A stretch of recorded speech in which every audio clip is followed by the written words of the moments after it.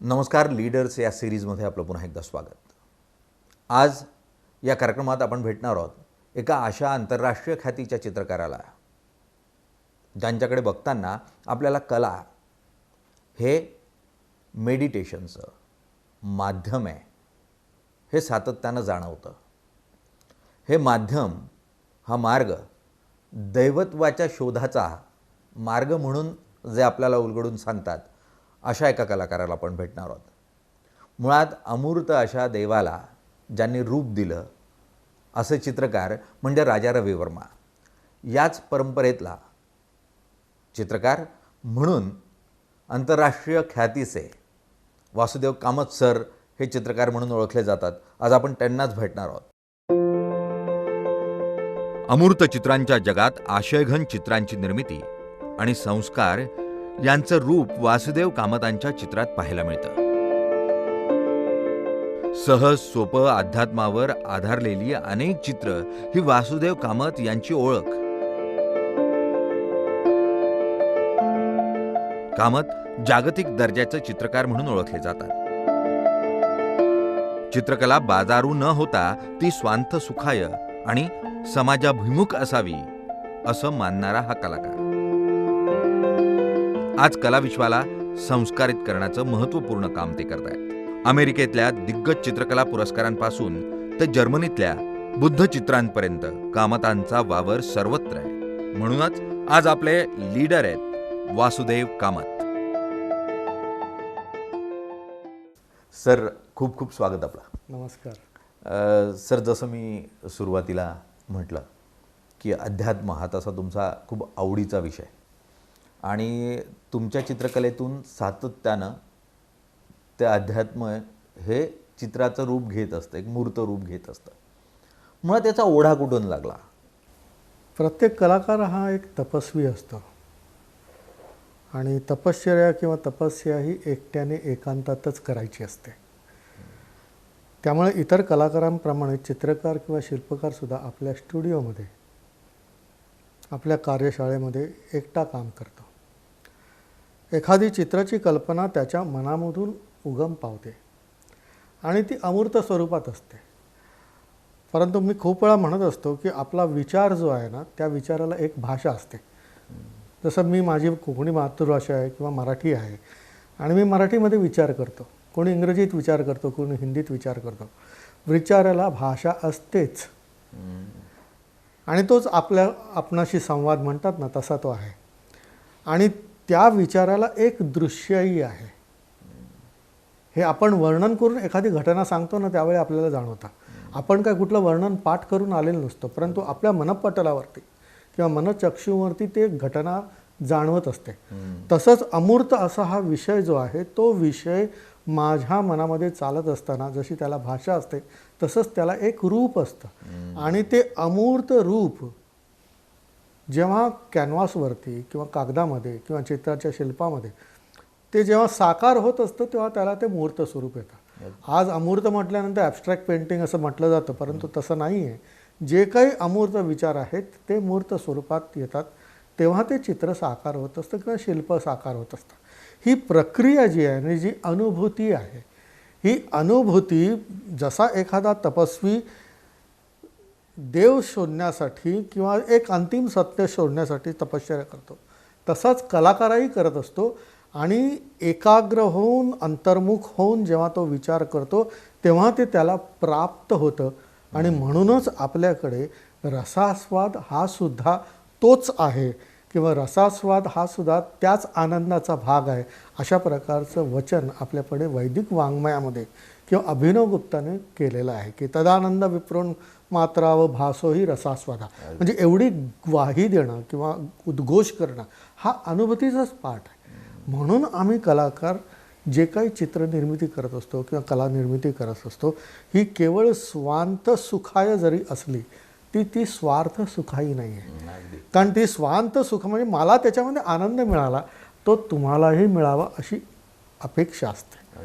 आणि म्हणून चित्रकला ही सुद्धा ही आध्यात्मिक मार्गाचाच एक मार्ग आहे. म्हणून ज्या ज्या काही गोष्टी आहेत त्या गोष्टींकडे ज्या ज्या काही कला एकाग्रचित्त होऊन जात असतात त्या 64 कलासुद्धा ह्या मार्गामध्ये येत असतात असं म्हटलं जातं.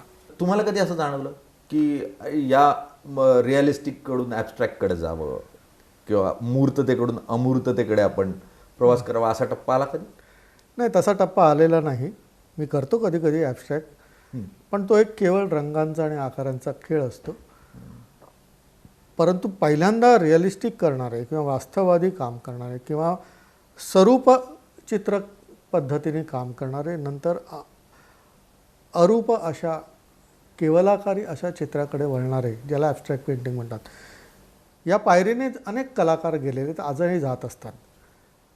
परंतु त्यासाठी आपल्याला जे प्रिय आहे, मला स्वतःला जे प्रिय आहे, जे वास्तवदर्शी चित्रनिर्मिती करणं, त्याच्यापासून फारकत घ्यावीशी मला कधीच वाटली नाही. कारण काय असतं की तुम्ही आणि मी संवाद करतोय, जेव्हा संवाद शब्दामधून येतो ना, तो एक मूर्त रूपात प्रकट होतो या ठिकाणी. परंतु आपल्यामध्ये अमूर्त चाललेलं आहे आणि ते शब्दामधून प्रकट करत असताना आपल्याला आकार आपला सोडावा लागलेला नाही आहे. तसंच आपल्या चित्रामधली जी कल्पना आहे किंवा संकल्पना आहे ती चित्रामधून प्रकट करण्यासाठी आपण केवलाकारी ॲबस्ट्रॅक्ट पद्धतीचाच अवलंब करावा, तरच ते शक्य होईल अशा मताचा किंवा विचाराचा किंवा अनुभूतीचा मी नाही. त्यामुळे शब्दांच्या पलीकडलं जे काही आहे किंवा आकारांच्या पलीकडलं जे जे काय आहे ते दाखवण्यासाठी आकारांची आणि रंगांची रचना ही वास्तवदर्शी करून सुद्धा करता येते.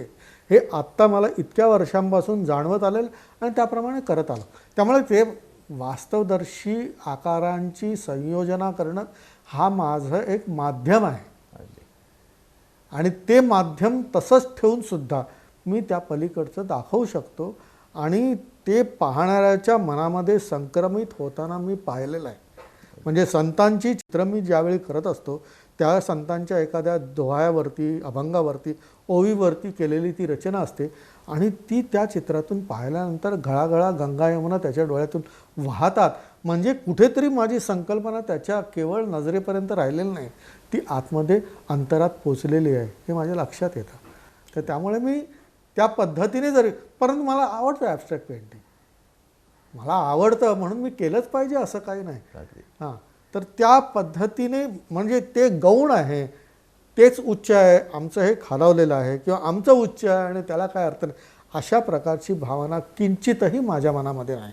कारण तो सुद्धा एक वेगळा आनंद आहे आणि तो आनंद घेता येतो आणि आम्ही घेत असतो. परंतु मी ज्यावेळी माझी संकल्पना किंवा माझे विचार प्रकट करतो त्यावेळी या पद्धतीने मी काम करतो आणि म्हणून माझं रिप्रेझेंटेशनल प्रेझेंटेशन असतं. अगदी. सर, हे जे माध्यम आहे मुळात स्वरूप रूपामध्ये मांडण्याचं चित्रकलेचं, वयाच्या कोणत्या टप्प्यावर त्याची जाणीव झाली की हे आपल्याला मांडता येतं? काय, तसा मी चित्रकला वयाचा 2.5 वर्षाचा होतो तेव्हापासून करत होतो. म्हणजे घराच्या भिंतीवरती, ओट्यावरती खडूच्या तुकड्याने किंवा कोळशाने मी चित्र काढत असे. आणि म्हणून मला आईवडिलांनी, म्हणजे मी सौभाग्य माझं असं आहे की आईवडिलांनी मला प्रोत्साहन शेवटपर्यंत दिलेलं आहे. हां, नाही तर अभ्यास कर, चित्र काय काढतो असं अनेकांच्या घरामध्ये दिसतं. नंतर पोट कसं भरणार, चित्राने काय पोट भरणार असंही काही पालक विचारतात. हल्ली तर अनेक पालक आम्हाला विचारतात की याला चित्रकलेची आवड आहे पण त्याच्यात काय स्कोप आहे का असं विचारतात. पण मला प्रोत्साहन घरून मिळालं, शेजारून मिळालं, आजूबाजूला चाळीत राहणारे लोक होते त्यांच्याकडून प्रोत्साहन आणि प्रेम मिळालं. शाळेमधून तशाच प्रकारचं प्रोत्साहन मिळालं आणि नंतर मग आर्ट स्कूलमध्ये गेलो. तर आर्ट स्कूलमध्ये पोर्ट्रेट पेंटिंग, फिगरेटिव्ह पेंटिंग, लँडस्केप करणं, रोजचं स्केचिंग करणं हा माझा आवडता विषय त्यावेळी होता आणि आजही आहे. आजही मी कुठेही बाहेरगावी जात असताना माझं स्केचिंगचं पॅड आणि पेन्सिली घेऊन जात असतो. कारण कोणत्याही क्षणी काम करावं असं वाटलं की करतो आम्ही.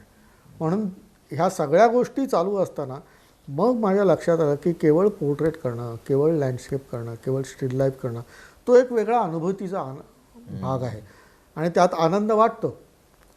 परंतु आपलं चांगलं ड्रॉइंग असणं, आपलं चांगलं पोर्ट्रेट असणं, आपलं चांगलं लँडस्केप असणं ही आपली अचिव्हमेंट आहे. काम सतत केल्यानंतर ती मास्टरी आपल्या हातात येते. परंतु अचिव्हमेंट हे इतिहासाचं पान ठरत नाही.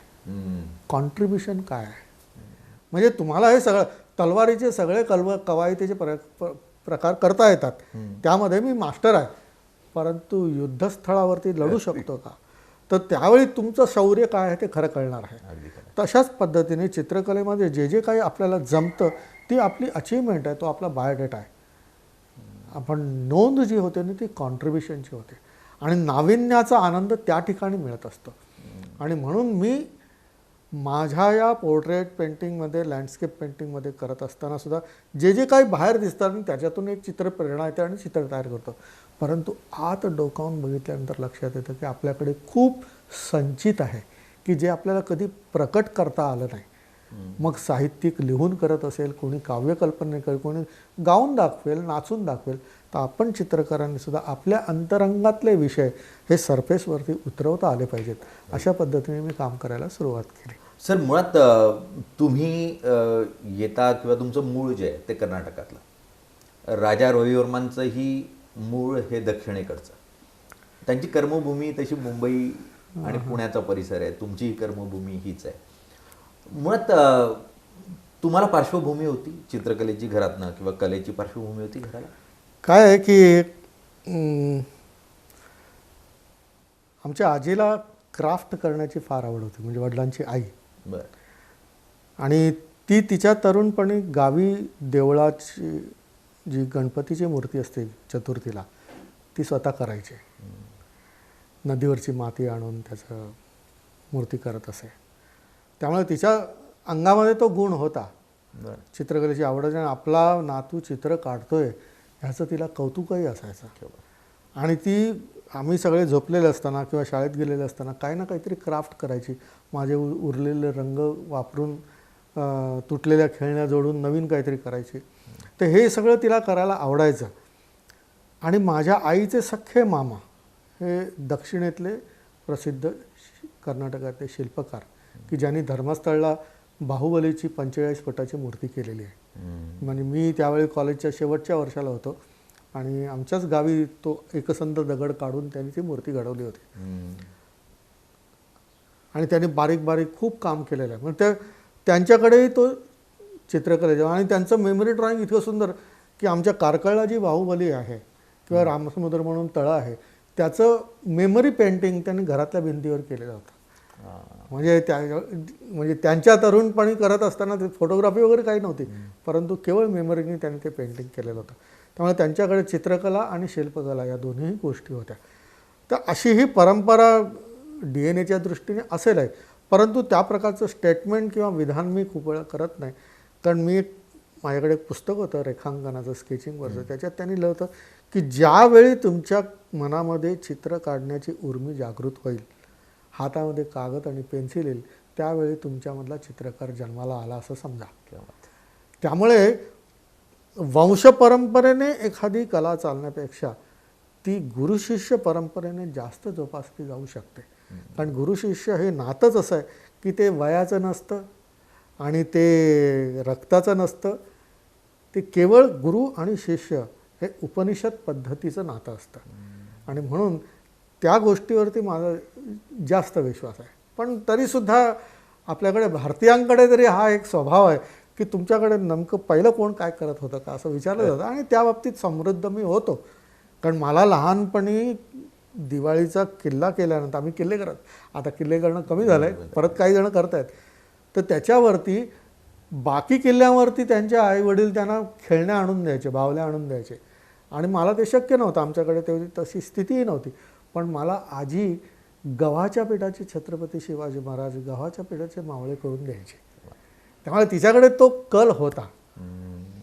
त्यामुळे मला कधीही, म्हणजे वडीलसुद्धा संध्याकाळी घरी आल्यानंतर अभ्यास केला का हे जसं विचारतात तसं आज नवीन काय काढलं हे मला विचारायचे.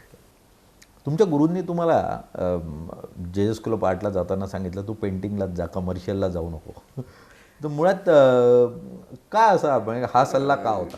नाही, काय आहे की ते स्वतः उत्तम ज्योतिषी होते. बरं. त्यांचे म्हणजे नाना अभ्यंकर म्हणून. आणि शाळेच्या बाहेर जे चित्रकलेचं मला शिक्षण मिळालं ते त्यांच्याकडनं मिळालं. मी 7वीत असतानापासून त्यांच्याकडे जात असे. पण ते उत्तम शिल्पकार होते, म्हणजे पोर्ट्रेट्स वगैरे करायचे. आणि रेखांकन त्यांचं म्हणजे स्केचिंग म्हणतं ते जबरदस्त होतं. आणि त्यांना जे स्कूल ऑफ आर्ट माहीत नसलं तरीसुद्धा एकंदरीत कमर्शियलला जे जातात हे पोस्टर किंवा लेटरिंग वगैरे या विषयाकडे वळतात. आणि तुझं फिगर ड्रॉइंग, आध्यात्मिक चित्र करणं, ऐतिहासिक चित्र करणं हा कल असल्यामुळे अनेक जणं त्यावेळी म्हणजे तो वेळच अशी असायची की लोक लगेच कमर्शियलला जायचे, विद्यार्थ्यांना कमर्शियलला पाठवायचे आणि पेंटिंगला फार क्वचित यायचे. कारण तिकडे 5 वर्षाचं शिक्षण झाल्यानंतर कुठे नोकरी मिळेल याची खात्री नसायची. पण त्यामुळे नानांनी कितीही झालं तरी तू पेंटिंगला जायचं हे मला सांगितलेलं होतं. कारण त्यांचं मार्गदर्शनच इतकं सुंदर असायचं तुम्हाला सांगतो. म्हणजे मला ते स्केचिंग करण्याला इतका भर द्यायचे. ते म्हणायचे समोरचा माणूस एखादा धोतर नेसतो आणि ते चुकून त्याच्या हातातली निरी निसटली तर तो किती लवकर सावरेल, त्याच्यात तुझं स्केच झालं पाहिजे. म्हणजे जे काही हे पाहतो आपण ते आपल्या मनपटलावरून विरून जाण्याच्या अगोदर स्केच पूर्ण झालं पाहिजे. आणि अशा अनेक गोष्टी म्हणजे ते उदाहरणं पण इतके सहज द्यायचे की एखाद्या व्यक्तीच्या शरीरामध्ये काहीतरी व्यंग आहे, त्याला कितीही तू उत्तम कपडे घाल तरी तो तसाच चालणार जशी त्याची क्षमता आहे. परंतु जर तुझं ड्रॉइंग पहिलं कच्चं असेल, त्याला ती कितीही चांगलं रंगव, ते चित्रातलं चूक हे शेवटपर्यंत दाखवत राहणार. तर ड्रॉइंगवर त्यांचा भर असायचा. म्हणजे अशी सुंदर उदाहरणं द्यायचे. आणि त्यामुळे त्यांच्याकडे चित्र दाखवणं, त्यांच्याकडे मार्गदर्शन घेणं हे कॉलेजच्या शेवटच्या वर्षापर्यंत मी चालू ठेवलं होतं. हा महत्त्वाचा पार्ट होता. म्हणजे ते गुरु जे होते मला हे शाळेपासून लाभले, परंतु त्यांच्या शेवटच्या क्षणापर्यंत ते मला लाभले. आणि शाळेत महाजन सर म्हणून होते, ते तर विद्यार्थ्यांवर, चित्रकारांवर अत्यंत प्रेम करायचे. ते हे 2 मार्गदर्शक मला असे भेटले की त्यामुळे माझा चित्रकला हा विषय कायम राहिला. आता कसं आर्ट स्कूलला जायचं असेल तुम्हाला जे जेला तर 12वी नंतर आणि चित्रकलेचा अभ्यास शाळेत 8वी पर्यंत. म्हणजे 8वी ते 12वी या मधल्या काळामध्ये हातात जर कागद आणि पेन्सिल धरलं नसेल तसं नव्हतं आमच्याकडे. त्यामुळे मला शेवटपर्यंत मार्गदर्शन लाभलेलं आहे. तुम्ही ज्या पिढीमध्ये म्हणजे 80च्या दशकामध्ये तुम्ही या प्रवासाला सुरुवात करता कॉलेजमधून बाहेर पडून, त्या काळात मुळात चित्रकारांचा ओढा हा मोठ्या प्रमाणात कमर्शियलकडे होता. हो बरोबर. आणि मुळात त्याचं कारणही होतं, कारण शेवटी चित्रकाराला पण पोट असतं, हो व्यावसायिक स्थैर्य पाहिजे म्हणून. तुम्हाला असं कधी झालं की अरे माझा हा ध्येयत आहे, वेडत आहे, पण शेवटी पोट आहे? नाही काय, तो कठीण काळ होता माझा. खरंच तुम्हाला सांगतो की जे मधून बाहेर पडलो, हातात गोल्ड मेडल होतं, फर्स्ट क्लास फर्स्ट डिस्टिंक्शन आलं होतं, पण मी नोकरीसाठी दरादरा फटकलो आहे. मी अक्षरशः नोकरी मिळत नव्हती. म्हणजे क्षणभर वाटायला लागलं मी शिकलो काय. घरच्यांना वाटायचं की ह्याचं शिक्षण पूर्ण झालं आहे, 5 वर्षाचं मोठं शिक्षण माझ्या आईवडिलांनी मोठ्या कष्टाने केलं आणि नोकरी मिळत नाही. कारण ज्यांनी अप्लायड आर्ट केलं आहे त्याला चटकन कुठल्याही ॲड एजन्सीत काम मिळायचं किंवा छोटंसं टेबल घेऊन तोही काम करू शकतो. मी काय करायचं हे कळत नव्हतं. आणि तो मोठा प्रश्न होता. मी पहिली जी नोकरी केली ती कटिंग पेस्टिंग आर्टिस्ट जे असतं ना, आर्टफुल करायला लागायची, ते काम केलं की ज्याचा मला काही गंधही नव्हता. आणि मग मला लक्षात आलं की कमर्शियल आणि फाईन आर्ट हे आपण जे 2 वेगळे कप्पे समजतो त्याच्या कुठेतरी सीमारेषा अस्पष्ट होत असतात. त्यामुळे दोन्हीही गोष्टी एकमेकाला पूरक होऊ शकतात. त्या दृष्टिकोनातून अभ्यासक्रमामध्ये दोन्ही गोष्टींची रुची त्या दोन्ही कलाकारांमध्ये कायम राहील तर त्यात ती प्रगती ते करू शकतात असं मला वाटतं. आणि ते आम्हाला त्यावेळी मिळालं नाही. त्यामुळे बाहेर पडल्यानंतर पोर्ट्रेटची कामं मिळायची, मग ती आम्ही करायचो. कॅलेंडरची मी कामं केली. इलस्ट्रेटर म्हणून मी अनेक मॅगझिनमध्ये आणि हॉकिन्स प्रेशर कुकरमध्ये मी काम केलं. त्यामुळे मला दोन्ही गोष्टी पण मी एक चालू ठेवलं. म्हणजे ज्यावेळी मी नोकरी सोडली त्याच वर्षी मी पहिलं जहांगीरमध्ये माझं प्रदर्शन केलं. आणि मग माझ्या लक्षात आलं की आत्तापर्यंत मी कामासाठी 100 ठिकाणी फिरत होतो, परंतु मी ज्यावेळी एका ठिकाणी 7 दिवसासाठी प्रदर्शन करतो त्यावेळी 100 काय त्यापेक्षा जास्त लोक आपल्याकडे येत असतात. कोणाला कुठली गरज मिळेल सांगता आणि त्याप्रमाणे मी कामं करायचं. मग त्यामुळे व्यावसायिक स्थैर्य मिळण्याच्या दृष्टीने मला एक्झिबिशन केल्यानंतर कामंही मिळायला लागली. परंतु लक्षात आलं की व्यावसायिक कामं ही त्या जिमी राक्षसासारखी असतात. गेलं की दुसरं ते खायलाच उठतं. आणि म्हणून मी ठरवलं की वर्षातनं एकदा तरी का होईना पण आपण आपल्या चित्रांचं प्रदर्शन करायचं, आणि ते दुकान म्हणून नाही. मी आजही अनेकांना सांगतो की तुम्ही इन्कम सोर्स म्हणून एक्झिबिशन कधीही करू नका, परंतु चित्रातून आपला परिचय लोकांच्या हृदयापर्यंत पोहोचेल याच्यासाठी प्रदर्शन जरूर करा. आणि मग ते जहांगीरमध्येच झालं पाहिजे ना, कुठेही होऊ दे. तर हेच बिंबवणं आजच्या कलाकारांमध्ये किंवा विद्यार्थ्यांमध्ये बिंबवणं फार आवश्यक आहे. आणि तसं केल्यामुळे मला कमर्शियल बाजू किंवा ज्याला प्रोफेशनल किंवा व्यावसायिक बाजू म्हणतात ती, आणि प्रत्यक्ष आपली स्वांत सुखाय कलानिर्मिती करणं जे आहे, या दोन्हीही गोष्टी मला सांभाळता आल्या, बॅलन्स करता आल्या, आणि त्या करता आलेच पाहिजेत. अनेक जण म्हणतात तुम्ही कमर्शियल काम करायला लागलं ना की तुमचा फाईन आर्टवर परिणाम होतो. फाईन आर्टच करत राहिलं ना तर मग शेवटी भीक मागायची पाळी येते. असे अनेक विधानं करतात. माझं तर म्हणणं असं आहे की आपल्याला सर्व बाजू सांभाळता आल्या पाहिजेत. मी माझ्या आईचा मुलगा आहे, पत्नीचा नवरा आहे, मुलीचा मी बाप आहे, तुमचा सगळ्यांचा मित्र आहे. या सगळ्या भूमिका मी एकटा करू शकतो की नाही? मग आपल्याला जे जमतं त्याच्यामध्ये व्यावसायिक बाजू आणि प्रत्यक्ष आपली कलानिर्मिती, स्वयंभू कलानिर्मिती, या बाजूसुद्धा आपल्याला सांभाळता आल्याच पाहिजेत असं माझं मत आहे. आणि ते मी विद्यार्थ्यांमध्ये आजही बिंबवण्याचा प्रयत्न करतो. मी अनेक विद्यार्थ्यांना सांगतो की शेवटचं 4थं वर्ष किंवा 5वं वर्ष असताना घरातून मी 1 रुपया घेणार नाही असं ठरवून काम करा. म्हणजे तुम्हाला कळेल की बाहेर जाऊन मला काय करायचं आहे. परीक्षेचा शेवटचा रिझल्ट येईपर्यंत, कोर्स पूर्ण होईपर्यंत तुम्हाला जर कोणीतरी पोचणार असेल तर बाहेर गेल्यानंतर अवाक वाटेल, अरे काय करायचं, कोण काम देणार. तर ही बाजू म्हणजे बाकी वकिली करताना, डॉक्टरी करताना सगळ्यांना इंटर्नशिप आणि आर्किटेक्चरना वगैरे करायला लागते. मग आपल्या फाईन आर्टमध्ये सुद्धा करायला काहीच हरकत नाही. हे कळलं पाहिजे लोकांना, विद्यार्थ्यांना. सर एवढंच नव्हे तर चित्र कसं पाहावं ह्याच्यावरती सुद्धा, म्हणजे माझ्या भिंतीवर चित्र असं मी एक वेगळा कार्यक्रम करत असतो. त्याच्यात मग केवळ माझी चित्र नसतात. माझ्या भिंतीवर माझं चित्र नव्हे तर माझ्या भिंतीवर चित्र. तर हे मी सांगतो एवढ्यासाठी की घरामध्ये तुमच्या भिंतीवर एक तरी चित्र लागू द्या.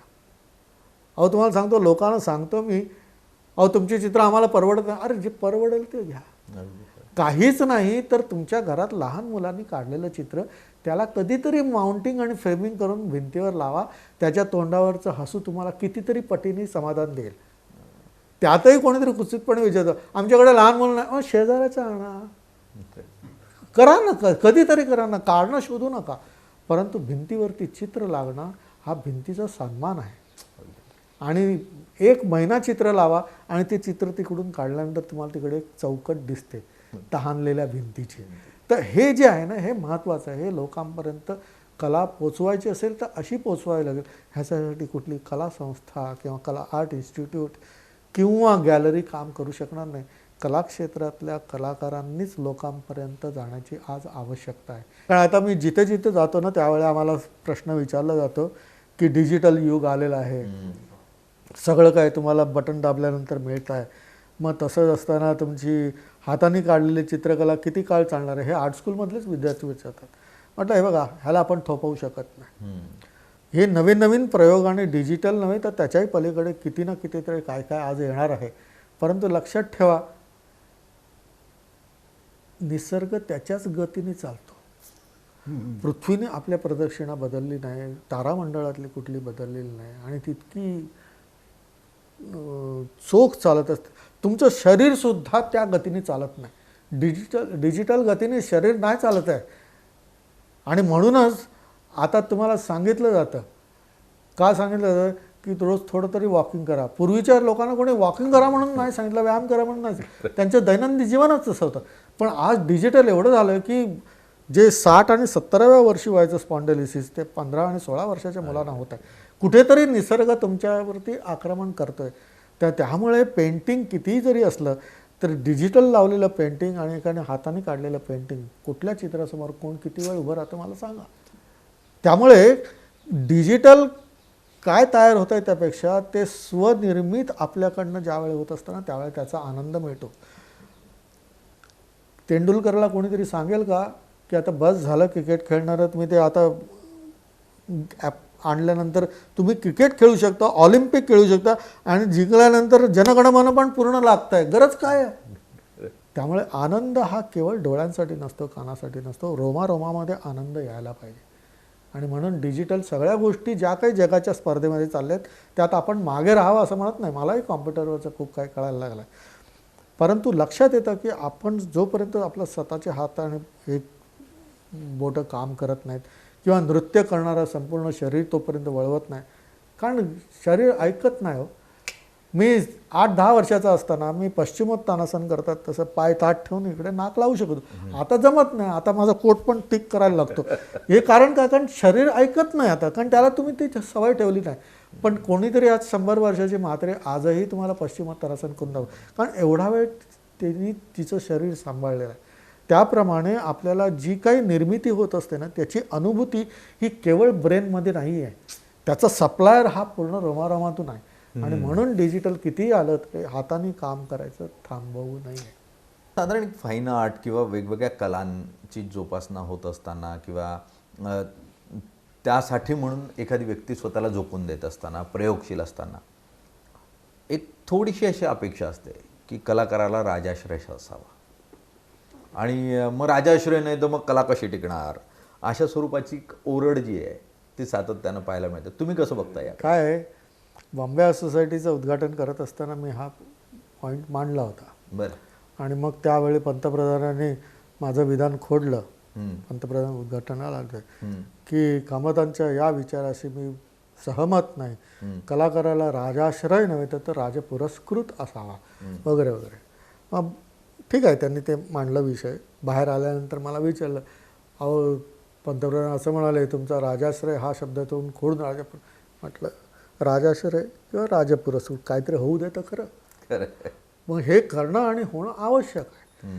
शेवटी काय असतं की जागतिक स्तरावरती भारताचं जे राजकारण आहे, भारताची जी समृद्धी आहे, जी आत्तापर्यंत मंदिरं, केव्ज किंवा आणखीन महाल ह्याच्यातनं विश्वामध्ये पसरली आहे, आजचं काहीतरी पसरलं पाहिजे ना.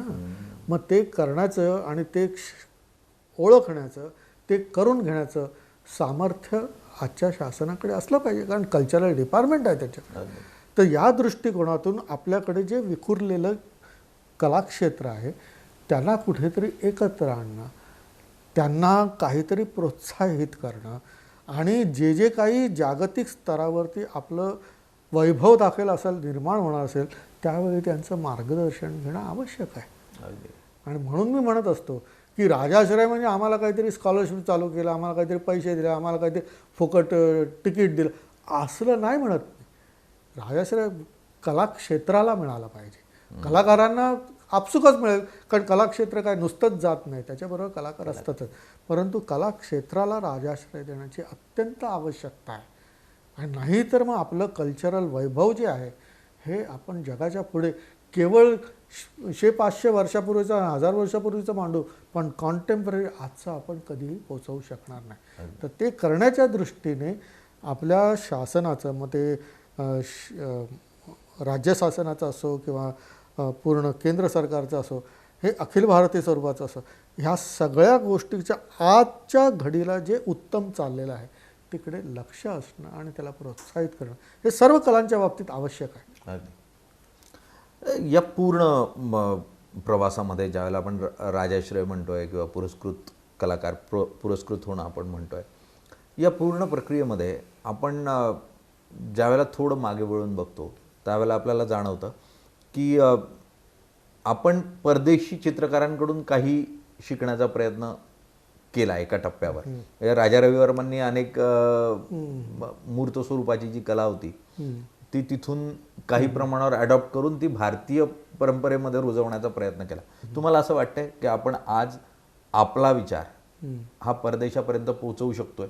आज त्याला नाही म्हटलं तरी 100-150 वर्ष झाली, पण त्यानंतरही आपण एक आपला विचार किंवा आपलं कॉन्ट्रीब्युशन हे जागतिक चित्रकलेमध्ये देऊ शकतो ना. आपण देऊ शकतो. काय आहे की त्याच्यासाठी म्हणून एक तर काही दृश्य रूपाने भारतीयत्व दाखवणं किंवा त्याच्यातली जी संकल्पना किंवा आशय आहे तो भारतीय म्हणून दाखवणं, हे आवश्यक आहे असं मला वाटतं. आता माझी जर पेंटिंग रिअलिस्टिक होत असतील तर रिअलिझम हा वेस्टर्नकडून आला असं सांगतील, परंतु माझ्या चित्रातलं कुठलंही चित्र हे वेस्टर्न वाटत नाही. कारण त्याच्यामध्ये येणारे प्रत्येक एलिमेंट्स जे आहेत, म्हणजे ह्युमन फिगरपासून त्या एक नेचरपर्यंत जे जे काय, त्यात सगळ्यात कुठेतरी भारतीयत्व जाणवतं. म्हणजे माझं हे कालिदासाचं चित्र पाहिल्यानंतर कोणी म्हणणार नाही की बाबा हे वेस्टर्न आहे म्हणून. कुठल्याही शेक्सपियरच्या नाटकाशी नाही जुळून येत, ते भारतीयच वाटतं. किंवा आपला जो हत्ती काढतो तो भारतीय, मी ते आफ्रिकन हत्ती त्या ठिकाणी दाखवत नाही. मग ती सरस्वती असेल, रिअलिस्टिक असेल, याच्यात कुठेही ती वेस्टर्न वाटत नाही. ह्याचं कारणच असं आहे की आपण जे काय आज कपडे परिधान करतो ती पद्धती पाश्चात्य आहे, म्हणून आपण काय वेस्टर्न वाटतो का? नाही वाटत. कारण आपलं वावरणं, आपलं संवाद साधणं, आपण जे काय बोलतो वागतो त्याच्यामध्ये आपली जी आकारवर्तन आहे ते भारतीयच आहे. तर चित्रातील आकारवर्तनासुद्धा भारतीयच राहिली, आशय जर भारतीयच राहिला तर आपल्या चित्रामधून हा विचार आपण परदेशीपर्यंत पोहोचवू शकतो. आमची कितीतरी चित्र अशी आहेत की जी वेस्टर्न कंट्रीमध्ये गेलेली आहेत. म्हणजे लंडनमध्ये एका व्यक्तीने केवळ हा एक उपक्रम चालवला की आपल्याकडे जे भारतीय आहेत त्या भारतीयांना आपल्या भिंतीवरची जे चित्र हवं ते एक तर बाजारात मिळतं, ते वेस्टर्न लँडस्केप मिळतात किंवा बिब्लिकल स्टोरीज मिळतात, परंतु भारतीय रक्तातलं भारतीय विषयांची चित्र मिळत नाही. मग त्याने काय उपक्रम करावा? तर आपल्याकडे ज्या ज्या काही महान संत झालेत, महान शूर पुरुष झाले किंवा वीरांगना झाल्या, या सगळ्यांच्या जीवनातला प्रसंग चित्र करून ती चित्र ती त्या ठिकाणी त्यांनी प्रदर्शित केली आणि घरोघरी पोचवली सुद्धा. त्यामुळे त्या लोकांना आवडलं. म्हणजे रवींद्रनाथ टागोरांनी आपल्या शब्दामध्ये सांगितलेलं आहे की आतापर्यंत आमच्या घरातल्या भिंतीवरती वेस्टर्न वुडन प्रिंट्स आणि पेंटिंग्स लागत होती, त्यांची जागा रवी वर्माच्या भारतीय विषयांच्या चित्रांनी घेतली. हे रवींद्रनाथ टागोरांचे शब्द आहेत. त्याला रवींद्रनाथ टागोरांनी त्याला वेस्टर्न स्टाईलचा वगैरे असं काय म्हटलेलं नाही आहे. पण मला एवढंच म्हणायचं आहे की ह्या चित्रांमधनं आपण काय पोचवतो आहे ते महत्त्वाचं असतं. आणि म्हणून माझं अमेरिकेतलं ग्रँड प्राईज मिळालेलं जे हे समोरचं पोर्ट्रेट आहे हे पत्नीचं साडी नेसलेलं पोर्ट्रेट आहे आणि लाल कुंकू लावलेलं पोर्ट्रेट आहे. मला तिकडचा एक कॅनेडियन मित्र म्हणाला, बिकॉज ऑफ दिस बिंदी ना it is appreciated bye all. असं तो म्हणा. म्हणजे सांगायचं काय की कुठेतरी भारतीय तो आपलं ओळखलं जातं. सर, आशय तुम्ही सातत्यानं मांडण्याचा प्रयत्न करताय तुमच्या चित्रातून, आणि हाच आशय मांडताना अनेक सिरीज समोर आल्या. मग त्यात रामायण आली, मग संत आले किंवा इतर अनेक सिरीज. मुळात रामायण, कारण रामायण कथारूपानं आपण अनेकदा ऐकलेलं आहे. ते आपण रामानंद सागरांच्या सिरीजमधून बघितलेलं आहे आणि ते आम्ही तुमच्या चित्रांमधून पण बघितलेलं आहे. मुळात हे चित्रातून मांडावं आणि जे सहजतेनं ऐकायला मिळत नाही, जे बघायलाही मिळत नाही, ते आपण चित्रातून व्यक्त करावं, याची जाणीव कुठे झाली? नाही, याच्या अगोदर मी कृष्णावरती केली, भगवान बुद्धांवरती केली सिरीज. तसंच मी मदर अँड चाइल्ड अशी सिरीज, म्हणजे प्रत्येक प्रदर्शनासाठी मी नंतर मग पहिल्यांदा मी जिथे जिथे फिरायला जायचो त्याची लँडस्केपची, पोर्ट्रेटची आणि पेंटिंगची एक्झिबिशन करायचो. नंतर मग मी जेव्हा ठरवलं की आता आपण आतल्या विषयांना, मनातल्या विषयांना वाव दिला पाहिजे, मग कुठला तरी एक विषय घ्यायचा. मी पहिलाच विषय प्रतीक्षा हा विषय घेतला, वेटिंग. ओके. हां, म्हणजे मग त्याच्यामध्ये शरयसय्येवर उतरण्याची वाट बघणारा भीष्म मी दाखवला आणि बाण लागल्यानंतर कदंब वृक्षाखाली शेवटची राधेची वाट बघणारा कृष्णही मी दाखवला. तर हे जे वेटिंग आहे, मग घर बांधून व्हावं याच्यासाठी वेटिंग, असं पाहिल्यानंतर मला लक्षात आलं की असा एखादा विषय घेतल्यानंतर त्याचं एक सखोल संशोधन किंवा विषयाची अर्थगर्भिता आपल्याला जाणवायला लागते.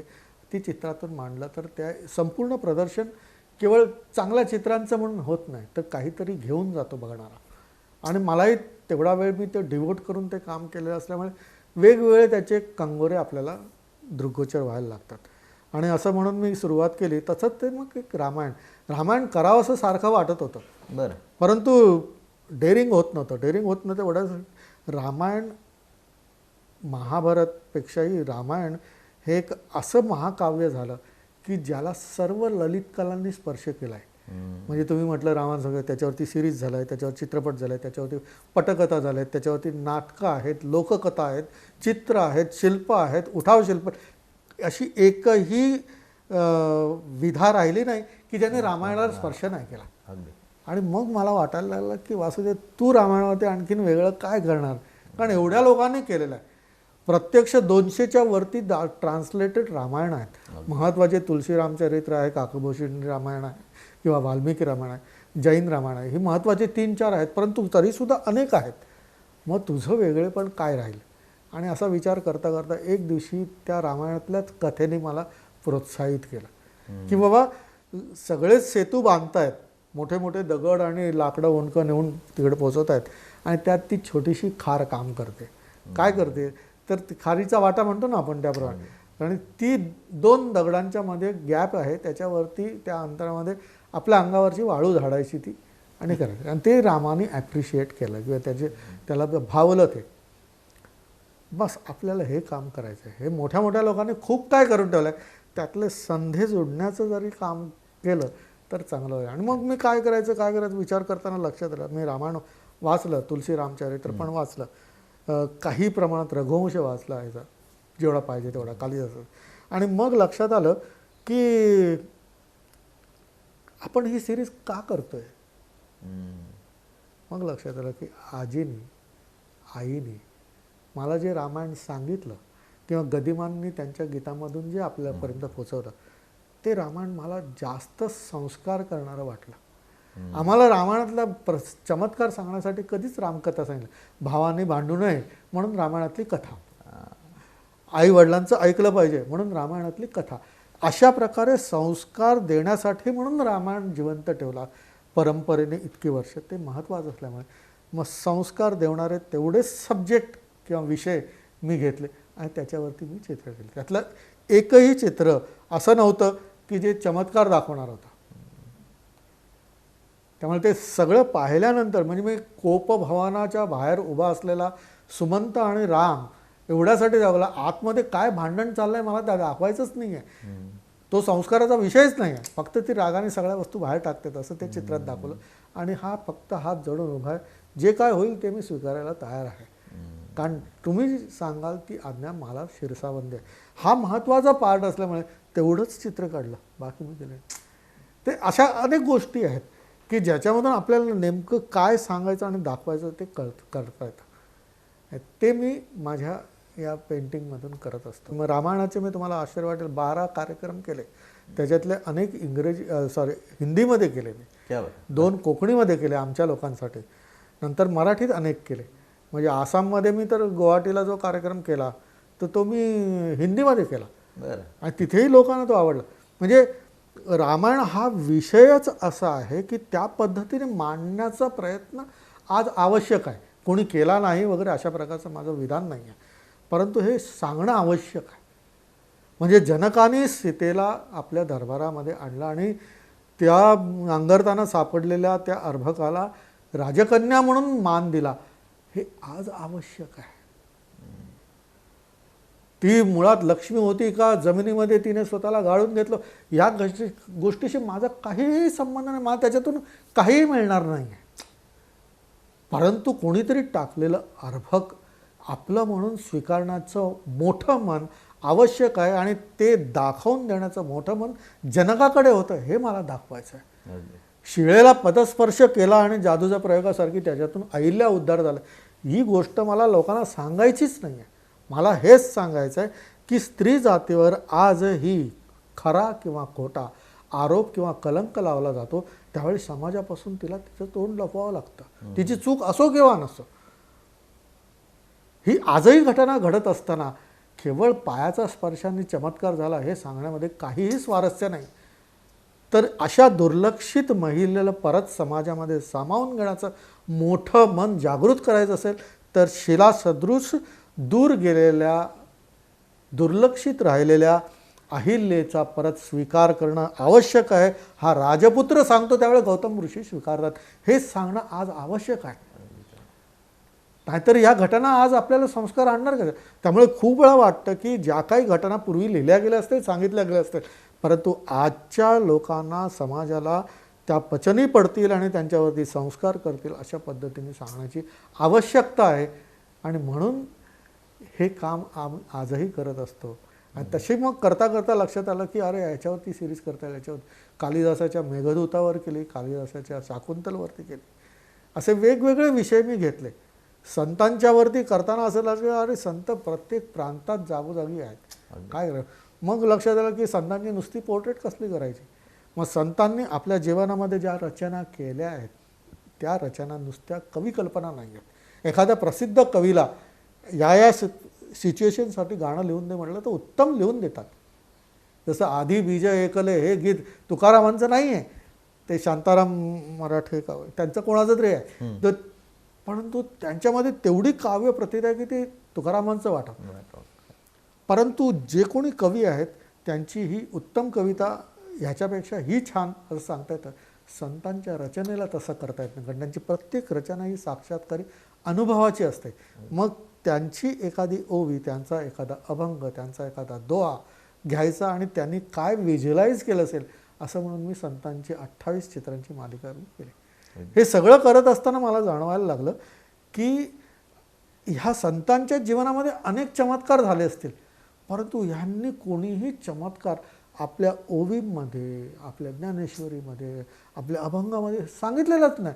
आपण कर्णपणे लोकांकडनं ऐकलाय, पण त्यांच्या रचनामध्ये मी हा चमत्कार केला किंवा अनुभवला असं कोणीच सांगत नाही आहे. त्यामुळे त्यांनी ज्या काही रचना केल्या, त्यांनी जे काय अनुभवलं आहे ते सर्वसामान्याच्या जीवनात कसं उतरेल ह्याचा त्यांनी विचार केला. आणि ते मला महत्त्वाचं वाटल्यामुळे मग त्या सगळ्या संतांची चित्र जी केली ते अशा पद्धतीने केले. सर, मुळात तुमच्याशी चर्चा करत असताना टप्प्याटप्प्यावर जाणवतं. जसं मी सुरुवातीला म्हटलं की तुम्ही राजा रविवर्मांच्या परंपरेतले चित्रकार आहात आणि आता शेवटच्या टप्प्यावर म्हणजे मला असं म्हणावंसं वाटतं मुख्यतः की त्या संत परंपरेतले पण तुम्ही चित्रकार आहात. कारण संतांनी जे अनुभवलं ते सर्वसामान्यांना पर्यंत पोहोचावं यासाठी म्हणून त्यांनी अभंगांची रचना केली, ओव्यांची रचना केली आणि तुम्ही चित्रांची रचना केली आहे. मुळात तुम्ही जे अनुभवताय ते व्यक्त करण्याचं तुमचं हे माध्यम आहे. आणि निश्चितपणे आज तुम्ही वेळ दिलात, या निमित्तानं तुमचा अनुभव, तुमचा विचार प्रेक्षकांपर्यंत पोहोचवण्याचा प्रयत्न केलात, त्यासाठी खूप खूप धन्यवाद. भविष्यातही तुमची अशीच ओढ जी आहे ती आम्हाला लागून राहील भेटण्याची म्हणून, आणि तुमच्या हातून असाच वेगवेगळ्या रचना व्हाव्या आणि त्या आम्हाला अनुभवायला मिळाव्या या सदिच्छेसह खूप खूप धन्यवाद. धन्यवाद. धन्यवाद.